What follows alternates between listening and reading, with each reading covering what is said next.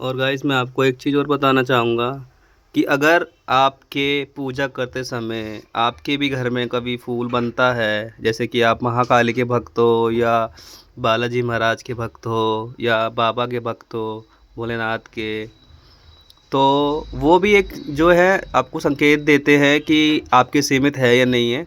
अब जैसे मैं महाकाली का भक्त हूँ, महाकाली की पूजा करता हूँ, तो माँ की जब भी पूजा करता हूँ, माँ मुझे हमेशा कोई ना कोई संकेत देती है कि हाँ मेरे बच्चे ने मेरी पूजा करी है, मुझे पूजा है, मुझे भोग दिया है।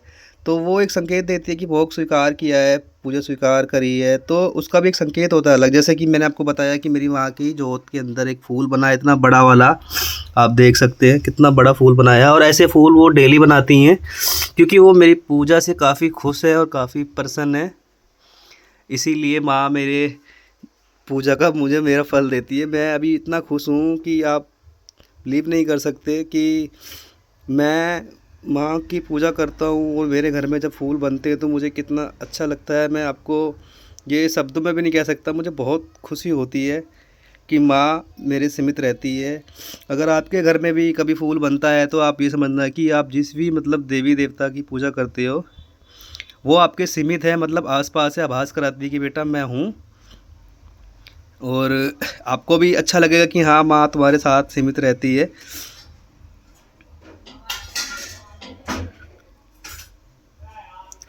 देख सकते हैं कितनी दयालु है मेरी माँ।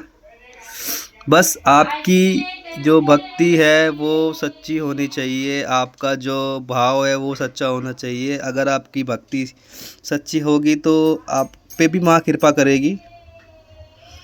और एक चीज़ बताऊँ ना, माँ से मैं कभी भी कुछ भी चीज़ बोलता हूँ ना, कभी भी कुछ भी चीज़ बोलता हूँ तो वो सुन लेती है कि माँ मुझे ये चाहिए, माँ मुझे इससे दिक्कत हो रही है, माँ मुझे इससे प्रॉब्लम हो रही है, माँ मुझे ये दिक्कत है। मैं कुछ भी उनसे बोलता हूँ ना तो सुन लेती है, वो हो जाता है। ऐसा मेरे साथ हुआ है और ऐसा इन्होंने किया है, मुझे पता है। और मैं इनसे बताऊँ बेहद प्यार करता हूँ, प्रेम करता हूँ इनसे, इतना प्रेम करता हूँ, इतना करता हूँ कि शायद मैं बयां नहीं कर सकता। क्योंकि देखो बताना चाहूँगा, मेरे माँ बाप जो है वो नहीं है इस दुनिया में, तो उनके बाद यही मेरी माँ है, यही मेरे मतलब यही मेरा सब कुछ है, यही मेरी ज़िंदगी है। इन्हीं के सहारे मैं जी रहा हूँ, इन्हीं की पूजा आराधना करता हूँ, इन्हीं की ही भक्ति करता हूँ, मैं इन्हीं से ही प्रेम करता हूँ और इन्हीं की ही भक्ति सच्ची है मेरी। इन्हीं से ही मैं बहुत बहुत बहुत बहुत कहते हैं ना, बहुत ज़्यादा प्यार करता हूँ।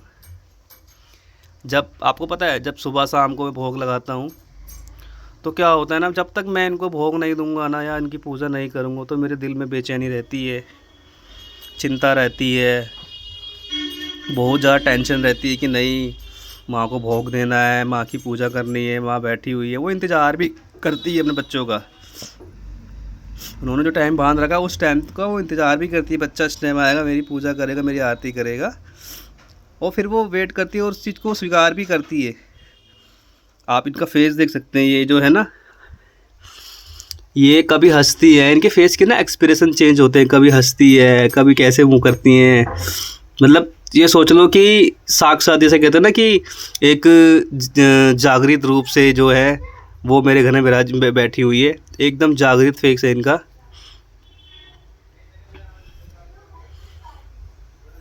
देख सकते हैं आप। बाकी ऐसी बहुत सी चीज़ें हैं कि वो मेरे से कैसे जुड़ी, मैं उनसे कैसे जुड़ा, मैं उनको उनको कैसे लेके आया, क्या हुआ था ऐसा, वो सब चीज़ें मैं आपको पार्ट बाय पार्ट बताऊंगा वीडियो पे। आप मेरे चैनल से ज़रूर जुड़े रहना और चैनल को जो है सब्सक्राइब कर देना, लाइक कर देना, कमेंट कर देना। जो कालका माँ से प्यार करता है, प्रेम करता है, वो कमेंट में माँ लिख देना और वीडियो को शेयर कर देना और वीडियो को पूरा एंड तक ज़रूर देखना। सभी से यही कहूँगा कि आप भी माँ की कृपा करें, सेवा करें और माँ को ख्याल रखें और माँ की कृपा करुणा आप पे बनी रहेगी हमेशा। जब ये है तो आपका कोई कुछ नहीं कर सकता। ठीक है, सभी भक्तों को जय श्री कालका माई। मिलते हैं आपसे अगली वीडियो पे। जय माता दी।